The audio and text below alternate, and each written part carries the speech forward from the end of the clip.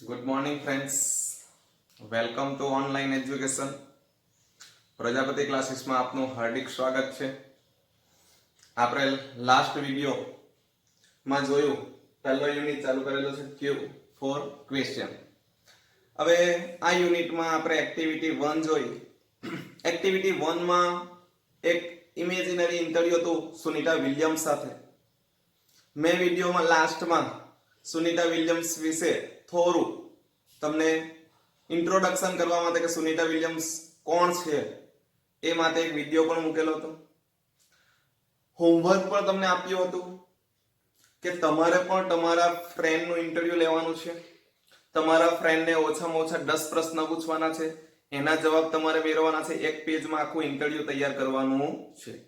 I hope, હું આશા રાખું છું કે તમે બધાએ કમ્પ્લીટ કરી દીધું હશે. હવે આપણે આગળ ચાલીએ તો એક્ટિવિટી 2 એ અને બી છે તમારી ટેક્સ્ટબુકમાં. તો એક્ટિવિટી 2 એ માં શું કરવાનું છે અને 2 બી માં શું કરવાનું છે. આ બંને એક્ટિવિટી એવી છે કે ધોરણ 6 અને 7 માં તમે WH ક્વેશ્ચન શીખીને આવ્યા છો. વોટ થી, હુ થી, વેર થી, વાય થી, હાઉ, આ બધાથી પ્રશ્ન વાક્ય કઈ રીતે બને, ડુ કે ડઝ ક્યારે લાગે, ડીડ ક્યારે મુકાય, તો આ તમે શીખીને આવેલા છો ટેન્સ, અને એ ટેન્સને આધારે જ આ એક્સરસાઇઝ છે. આપણે પણ જ્યારે ગ્રામર ચાલશે ત્યારે બધું શીખવીશ, પરંતુ અત્યારે જો એક્સરસાઇઝમાં છે તો હું તમને થોડું સમજાવવાનો પ્રયત્ન કરું છું. મને તો ખબર જ છે કે આ બધું તમારા માટે બહુ ઈઝી છે, બધું તમને આવડે જ છે, કારણ કે 6 અને 7 માં આ જ વસ્તુ શીખીને આવેલા છે. એનો બેઝ જ છે અહીંયા, બીજું નવું કશું નથી. અને એક્ટિવિટી 4 જે છે એ આપણો આખો યુનિટ છે, બરાબર, ફર્સ્ટ ફિંગર ફર્સ્ટ. તો આપણે પહેલા એક્ટિવિટી 2A અને 2B જોઈ લઈએ. બરાબર, જ્યારે પણ વિડિયો જોવો ટેક્સ્ટબુક અને પેન્સિલ અથવા તો બોલપેન સાથે રાખો, અને જ્યાં નહીં સમજ પડે, જ્યાં પ્રોનાઉન્સિએશન નહીં ખબર પડે, જ્યાં હાર્ડ વર્ડ્સ છે, જ્યાં હું કદાચ સિમિલર વર્ડ કહું, સિમિલર એટલે સમાનાર્થી, અપોઝિટ એટલે વિરોધાર્થી, સિમિલર ની જગ્યાએ સિનોનિમ્સ કહું તો સિનોનિમ્સ એટલે પણ સમાનાર્થી, અપોઝિટ ની જગ્યાએ એન્ટોનિમ્સ કહું તો એન્ટોનિમ્સ એટલે પણ અપોઝિટ. એટલે કે જ્યારે પણ સિમિલર વર્ડ, કારણ કે આવું પૂછાય છે, એક્સ્ટ્રેક્ટ માંથી શોધવાનું પૂછાય છે, તો ત્યારે તમને એનો મીનિંગ ખબર હોવો જોઈએ. તો આપણે એક્ટિવિટી 2 સ્ટાર્ટ કરીએ, 2A અને 2B. તો એક્ટિવિટી 2A માં શું કરવાનું છે જુઓ. પહેલા તો સૂચના બરાબર કાળજીપૂર્વક વાંચવાની. Read the sentences carefully. તમને જે સેન્ટેન્સ આપેલા છે, બરાબર, ડાર્ક અક્ષરે જે કંઈક લખાયેલા છે સેન્ટેન્સ, ડાર્ક માં જે સ્ટેટમેન્ટ આપેલા છે એ સેન્ટેન્સને તમે પહેલા તો વાંચો. Read the questions and mark right. એની નીચે પ્રશ્નો આપેલા છે, એ પ્રશ્નોને વાંચો અને રાઈટ માર્ક, રાઈટ ક્લિક કરવાનું છે for all the questions that are answer in the statement. કે જે પ્રશ્ન આપેલા છે એ પ્રશ્નના જવાબ જો તમને ઉપરના સ્ટેટમેન્ટમાં મળે તો તેની સામે તમારે રાઈટ ક્લિક કરવાનું છે. એટલે કે એક સ્ટેટમેન્ટ આપેલું છે, એની નીચે 3 પ્રશ્ન બનાવીને આપેલા છે. હવે 3 પ્રશ્ન જે છે, 3 ક્વેશ્ચન્સ જે છે, એનો જવાબ જો તમને ઉપરના સ્ટેટમેન્ટમાં મળતો હોય તો તમારે તેની સામે શું કરવાનું છે? Right click. ઓકે, જો આપણે પહેલા વાંચીએ. Sunita Williams stay in the space for 36 day. એવું કહે છે કે Sunita Williams stay in the space for 36 day. કેટલા દિવસ રોકાયા હતા? 36. જો અહીંયા જો સુનિતા વિલિયમ્સ પછી શું લાગેલું છે? ઈડી. ઈડી લાગ્યું એટલે કયા ટેન્સ નું વાક્ય થઈ ગયું? Very good, simple past. કરતા પછી જો ભૂતકાળનું રૂપ હોય તો સિમ્પલ પાસ્ટ, અને સિમ્પલ પાસ્ટ આવેલું હોય એટલે લોકોએ પ્રશ્નાર્થ વાક્યમાં શું મૂકેલું હોય? Did. You know very well. આ બધું તમે વેરી વેલ સારી રીતે જાણો છો. હવે જુઓ, પહેલો પ્રશ્ન મૂકેલો છે લોકોએ, where did she stay? where did she stay? તો સુનિતા વિલિયમ્સ ક્યાં રોકાઈ હતી? તો ઉપરના સેન્ટેન્સમાં જવાબ આપે છે તો ભાઈ Sunita Williams stay in the space, અવકાશમાં રોકાઈ હતી, એનો જવાબ ઉપરના સેન્ટેન્સમાં છે, તો અહીંયા તમારે શું કરવાનું? રાઈટ ક્લિક કરવાનું છે. સમજ પડી ગઈ? Do you understand? Is it clear? Okay, next જુઓ. Who stay in the space? અવકાશમાં કોણ રોકાયું હતું? એનો જવાબ છે ઉપરમાં, તો છે કોણ? તો સુનિતા વિલિયમ્સ, તો એ પણ રાઈટ ક્લિક. થર્ડ જુઓ. For how many days did she stay in the space? For how many days કેટલા દિવસ રોકાઈ હતી? તો આપણને આપેલું છે સેન્ટેન્સમાં 36 days. તો એ પણ રાઈટ ક્લિક. એટલે કે જે પ્રશ્નનો જવાબ ઉપર જો સ્ટેટમેન્ટમાં મળતો હોય તો તમારે રાઈટ ક્લિક કરવાનું છે ને ઈઝી? સમજ પડે છે ને? બધાને કદાચ બધાના ચહેરા એકદમ ખુશખુશાલ દેખાય છે, એનો મતલબ એ કે બધી એ લોકોને સમજ પડે છે. નેક્સ્ટ જુઓ.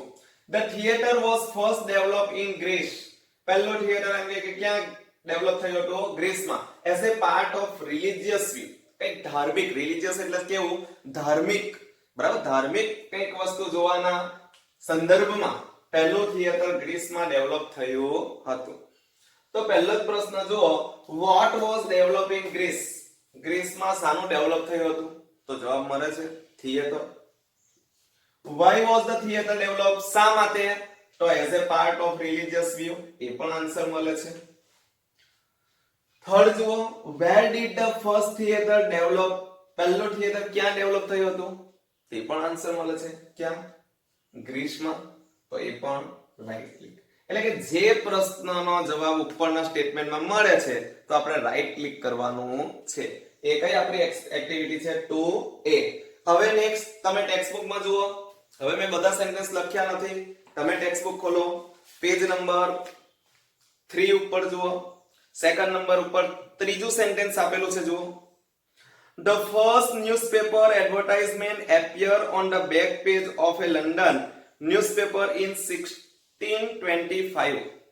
એવું કહે છે કે the first newspaper, પહેલું જે ન્યૂઝપેપર છે, the first newspaper advertise, પહેલી જે એડવર્ટાઇઝ છે, appear on the back page, પેપરમાં ક્યાં જોવા મળી હતી? તો કે પાછળના પેજ પર of a London, બરાબર? લંડનનું જે ન્યૂઝપેપર હતું in 1625. ચાલો પહેલું છે, when did the first newspaper advertisement appear? when, તો એનો જવાબ છે 1625. એટલે રાઈટ ક્લિક કરો. સેકન્ડ જુઓ, who gave the first advertisement in 1625? કોણે આપી હતી? તો એનો જવાબ ઉપરના સ્ટેટમેન્ટમાં નથી મળતો. કોણે આપી એવું કંઈક ઇન્ફોર્મેશન આપેલી નથી, તો એની સામે કશું કરવાનું નથી. એટલે કે એ સામે રાઈટ ક્લિક આવશે, બી સામે કશું નહીં.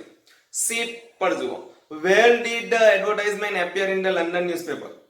where the advertise appear in the London newspaper, ક્યાં જોવા મળી હતી? તો બેક પેજ ઉપર. એટલે એના ઉપર શું આવશે? Right click. સમજ પડે છે? Do you understand? જો ના સમજ પડે, બરાબર, તો તમે મને કોલ પણ કરી શકો છો. હું પછી તમને મારો નંબર, WhatsApp નંબર પણ આપી દઉં છું.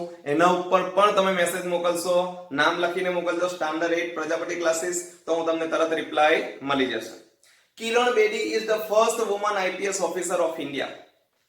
જો Kiran Bedi is the first woman IPS officer of India, બરાબર?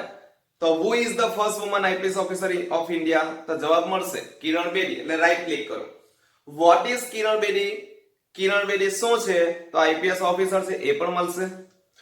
when was Kiran Bedi selected as an IPS officer? IPS officer તરીકે ક્યારે સિલેક્ટ થયા? તો એનો આન્સર અંદર આપેલો નથી. ઓકે, ચાલો નેક્સ્ટ. એટલે પહેલા બેમાં ક્લિક આવશે, ત્રીજામાં કશું નહીં આવશે. Fifth, Mahatma Gandhi was born in Porbandar on 2nd October 1869. બરાબર? એક સ્ટેટમેન્ટ આપેલું છે, એની નીચે ત્રણ પ્રશ્ન છે. જુઓ, when did Mahatma Gandhi go to Delhi? Mahatma Gandhi Delhi ક્યારે ગયા? તે ઉપરના સ્ટેટમેન્ટમાં ઇન્ફોર્મેશન છે નથી, તો એને એ આગળ કશું કરવાનું નથી.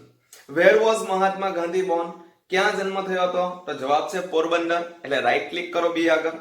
what is birth date of Mahatma Gandhi? તો ક્લિક કરો, બર્થ ડેટ પણ આપેલી છે 2nd October 1869. ઓકે, એટલે બહુ ઈઝી એક્સરસાઇઝ છે.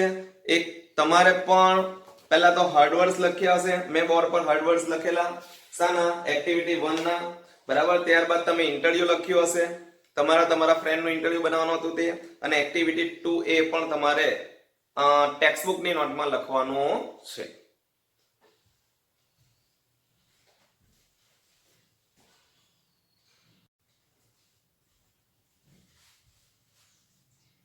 વિદ્યાર્થી મિત્રો, આપણે એક્ટિવિટી 2A જોઈ. હવે નેક્સ્ટ આપણે જઈએ છીએ એક્ટિવિટી 2B ઉપર. એક્ટિવિટી 2A માં શું જોયું? તો કોઈ સ્ટેટમેન્ટ આપેલું હતું, નીચે ક્વેશ્ચન્સ આપેલા હતા. એ ક્વેશ્ચન્સના આન્સર ઉપર સ્ટેટમેન્ટમાં મળે છે કે નહીં મળે? જો મળતા હતા તો આપણે રાઈટ ક્લિક કરતા હતા.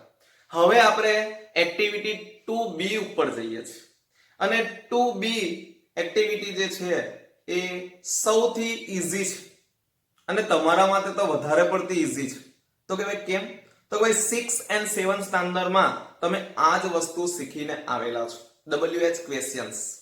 બરાબર, WH ક્વેશ્ચન્સ તમે શીખીને જ આવેલા છો, પરંતુ WH બનાવતી વખતે તમારે પહેલા તો સેન્ટેન્સ બરાબર વાંચવાનું, કારણ કે સેન્ટેન્સ વાંચ્યા પછી એનો ટેન્સ જોવો પડશે કે એ કયા ટેન્સનું છે, સિમ્પલ પ્રેઝન્ટનું છે, સિમ્પલ પાસ્ટનું છે, પ્રેઝન્ટ કન્ટિન્યુઅસનું છે. આ જોવાથી તમને, કારણ કે આપણે જ્યારે WH બનાવીએ છીએ ત્યારે સિમ્પલ પ્રેઝન્ટમાં ડુ કે ડઝ મુકાય છે અને જો સિમ્પલ પાસ્ટનું સેન્ટેન્સ હોય તો ડીડ મુકાય છે. અને બધા જ સ્ટુડન્ટ્સો આમાં જ ભૂલ કરે છે. બરાબર, સેન્ટેન્સ બરાબર જોતા નથી. સિમ્પલ પાસ્ટનું વાક્ય હોય અને ડુ કે ડઝ મુકાઈ જાય તો તમારું રોંગ થઈ જાય છે. બરાબર, અને આ ટોપિક એટલા માટે ઇમ્પોર્ટન્ટ છે કે સ્ટાન્ડર્ડ 9th અને સ્ટાન્ડર્ડ 10th બોર્ડમાં પણ 3 માર્ક્સનો પૂછાય છે અને બોર્ડમાં 3 માર્ક્સનો MCQ ફોર્મમાં પૂછાય છે. એટલે તમારે એકદમ સરળતાથી આ 3 માર્ક્સ લઈ લેવાના છે અને એટલા માટે જ આપણે એને થોડો સ્ટ્રેસ ભાર આપીએ છીએ આ ટોપિક ઉપર કે આ ટોપિક તમારા માટે ઇમ્પોર્ટન્ટ છે. પહેલા તો સૂચના જોઈ લો. પહેલા તો WH બનાવતી વખતે તમને, WH એટલે તો આપણે સમજાવેલું કે ભાઈ જે પ્રશ્નની શરૂઆત WH થી થતી હોય. WH માં who એટલે તમને ખબર હોય કે who એટલે કોણ, વ્યક્તિ વિશે પ્રશ્ન પૂછવા માટે. what એટલે શું. what દ્વારા તો આપણને ખબર જ છે કે વ્યવસાય કોઈનો પૂછવો હોય તો what દ્વારા પ્રશ્નો થાય. where એટલે ક્યાં, સ્થળ વિશે. when એટલે ક્યાં, સમય વિશે જાણવું હોય તો. why શા માટે. how કેવી રીતે. ગણી શકાય એવી વસ્તુ હોય તો તમને ખબર છે હાઉ મેની થી પ્રશ્ન બનાવતા હતા. ન ગણી શકાય એવી વસ્તુ હોય તો હાઉ મચ થી બનાવતા હતા. બરાબર, તો આ તમને ખ્યાલ હોવો જોઈએ. હવે આપણે એક્ટિવિટી 2B જોઈએ. પહેલા તો સૂચના બરાબર વાંચવાની. ફ્રેમ ક્વેશ્ચન, તમારે શું બનાવવાનું છે? ક્વેશ્ચન બનાવવાનું છે two get the underline words as answer. આ અંડરલાઇન કરેલો શબ્દ જવાબ રૂપે મળે એ રીતે તમારે પ્રશ્ન બનાવવાનો છે. તમને સ્ટેટમેન્ટ આપેલું છે, સ્ટેટમેન્ટની નીચે અંડરલાઇન પણ આપી દીધેલી છે, તો તમારે એ રીતે બનાવવાનું છે. હવે પહેલું સેન્ટેન્સ જુઓ, માય ફ્રેન્ડ્સ વિઝિટેડ. અહીંયા શું આવ્યું? વિઝિટેડ. અહીંયા કરતા છે, કરતા પછી તરત જ પાસ્ટ ટેન્સ ભૂતકાળનું રૂપ છે અને ભૂતકાળનું રૂપ હોય એટલે તમારા માઇન્ડમાં ક્લિયર થઈ જવું જોઈએ કે આ કયો ટેન્સ આવેલો છે? Simple past. અને સિમ્પલ પાસ્ટ આવ્યો એટલે હું જો WH બનાવીશ તો મારે ડીડ મૂકવું પડશે. શું મૂકવું પડશે? ડીડ. અને તમે બધા જાણો છો કે ડીડ આવે એટલે તરત જ ક્રિયાપદનું શું રૂપ મુકાય? મૂળ રૂપ મુકાય. શું મુકાય? મૂળ રૂપ. જુઓ, my friends visited Amit's village last vacation. તો પહેલા તો માય ફ્રેન્ડ્સ ની નીચે અંડરલાઈન છે, કર્તાની નીચે, તો પહેલા તો who થી જ બની જશે. who માં તો કોઈ ચેન્જ આવતો નથી, તો તમે આવું બનાવશો who, પછી તો સેમ જ લખી દેવાનું છે જે હોય તે. who visited Amit's village last vacation. Question mark પાડવાનું ભૂલવાનું નહીં. બરાબર, ચાલો બીજું, my friend visited Amit's village. શાની મુલાકાત લીધી? what થી બનાવો તો બી ચાલશે, કદાચ કોઈ where થી બનાવી દીધું તો પણ ચાલશે. ક્યાં મુલાકાત લીધી? બરાબર, લાસ્ટ વેકેશન માં અમિતે ક્યાં મુલાકાત લીધી? તો અમિત's village. બરાબર, તો what થી બનાવો તો પણ ચાલશે. તો શું બનશે? જુઓ, what પછી do કે does કે did આવે, પણ અહીંયા શાનું છે?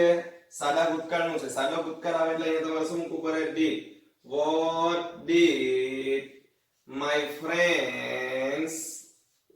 did આવ્યું એટલે વિઝિટ ક્રિયાપદનું કેવું રૂપ થઈ જાય? મૂળ રૂપ. તો what did my friends visit last vacation. ખબર પડે છે? બધું ઈઝી છે. ફક્ત જો હવે લાસ્ટ વેકેશન એટલે શું બતાવે છે? સમય. ક્યારે? તો ક્યારે એટલે શાંતિ બનાવવું પડશે. સમય બતાવે તો બધાને ખબર જ છે. શાનાથી?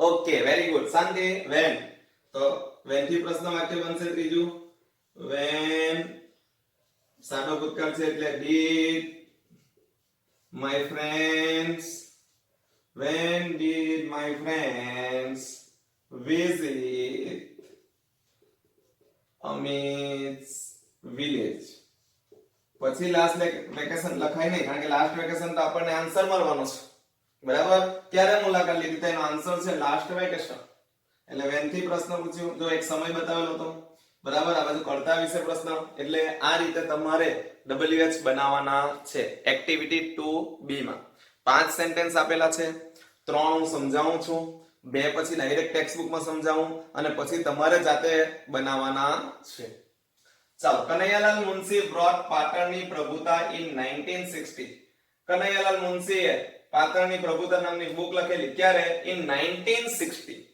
બરાબર પહેલા તો કનૈયાલાલ કર્તા વિશે પ્રશ્ન પૂછવાનો છે એટલે શાંતિ બનશે who તો who brought પાટણની પ્રભુતા આવું બનશે question mark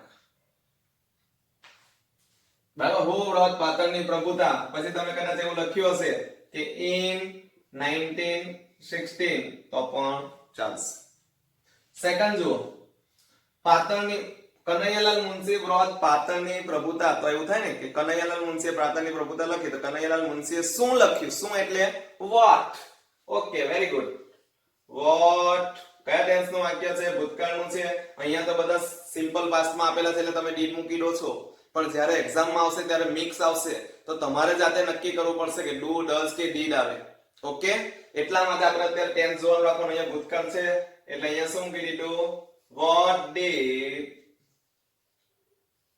Kanaiyalal Munshi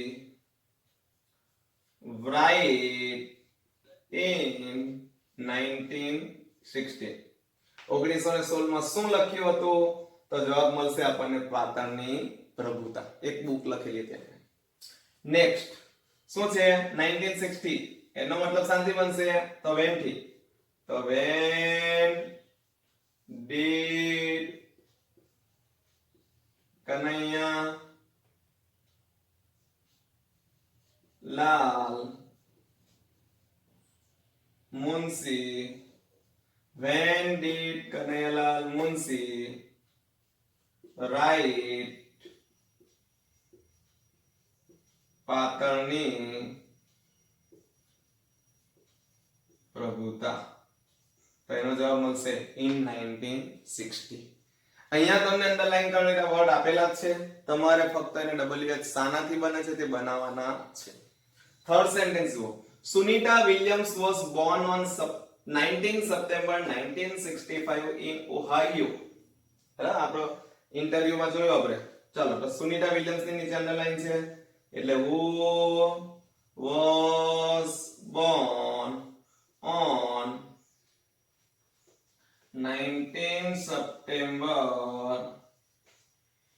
1965 in Ohio લખો તો બી ચાલશે લંબાવશો તો in Ohio બરાબર સેકન્ડ સેન્ટેન્સ શાંતિ બનશે 19 સપ્ટેમ્બર 1965 આપેલું છે એનો મતલબ એવો કે સમય આપેલો છે સમય આપેલો હોય તો શાંતિ બનશે when તો when અહીંયા was આપેલું છે એટલે was જ યુઝ કરી લેવાનું છે તો when was Sunita Williams born in Ohio ના લખશો તો ચાલશે આટલું બને when was Sunita Williams born Sunita Williams નો જન્મ ક્યારે થયો તો જવાબ મળશે 19 સપ્ટેમ્બર 1965 ચાલો ઓહાયો અથવા તો તમે મેં કહ્યું હતું ને તમને કે ઓહિયો બોલો તો બી ચાલશે પ્રોનાઉન્સિએશન અથવા તો ઓહાયો અમેરિકાની સિટી છે બરાબર હવે સ્થળ બતાવેલું છે તો સ્થળ બતાવેલું એટલે શાનાથી